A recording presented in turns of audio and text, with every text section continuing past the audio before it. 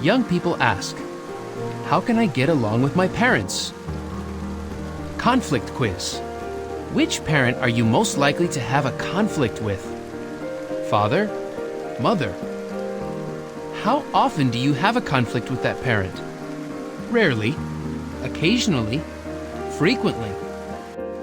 How severe is the conflict likely to be? It will be resolved quickly and peacefully. It will be resolved, but only after much arguing. It will not be resolved, even after much arguing. If you can't seem to get along with your parents, you might think they should do something to improve the situation. As we will see, however, there are steps you can take to reduce the frequency and ease the intensity of the conflicts. First, consider why conflict happens. Thinking ability. As you grow up, you begin to think more deeply about things than you did when you were a child. You also start forming strong convictions, some of which might be at odds with those of your parents. Nevertheless, the Bible says, honor your father and your mother. Exodus 20:12. Fact of life. It takes maturity and skill to disagree without being disagreeable.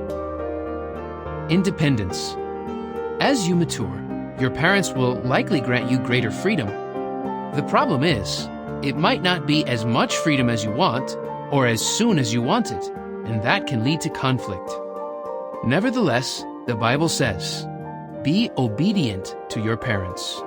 Ephesians 6:1. Fact of life. Often, how much freedom your parents grant you depends on how you handle the freedom you already have. What you can do. Focus on your role. Instead of putting the entire blame on your parents for a conflict, consider what you can do to make peace. It's not always what your parents say, but how you respond that adds to a conflict, says a young man named Jeffrey.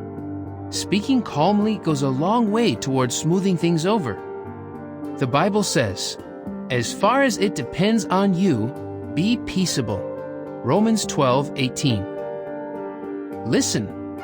I find that this is the hardest thing to do, admits 17-year-old Samantha. But I've also found that when parents see that you're listening, chances are they'll listen to you. The Bible says, be quick to listen, slow to speak. James 1:19. Think like a teammate. Approach a conflict as you would a sport, such as a tennis match. But put the issue, not your parents, on the other side of the net. In a conflict, parents want what they think is best for their teenager, and the teenager wants what he thinks is best for himself, says a young man named Adam. So, at least in theory, they're working for the same goal. The Bible says, pursue the things making for peace.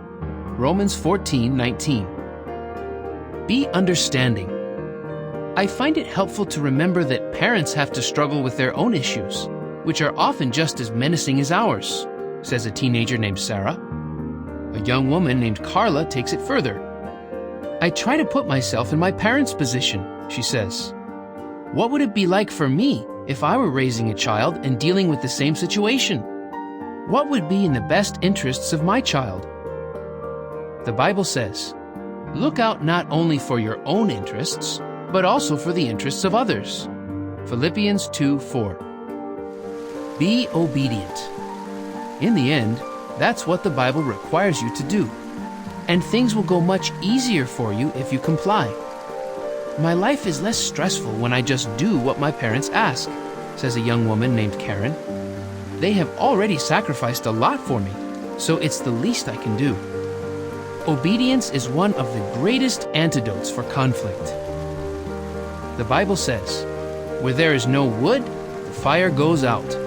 Proverbs 26:20. Tip: if you find it difficult to communicate, try writing out your thoughts in a note or a text message. I do that when I'm not in a good enough frame of mind to talk, says a teenager named Alyssa. It helps me to express myself without yelling or saying something I'll regret later on. What your peers say. When everyone is exhausted, the problem just gets more emotional.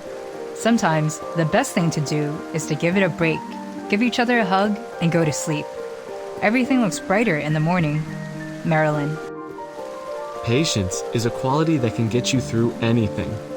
If an argument is about to break out, take a step back, breathe, and think. It's when we act or say things in the moment that most problems arise. Devin. I certainly don't want to look back on my life and have regrets because I didn't treat my parents the way I should have. Keeping that in mind helps me to listen and not make a big deal about everything. Mackenzie.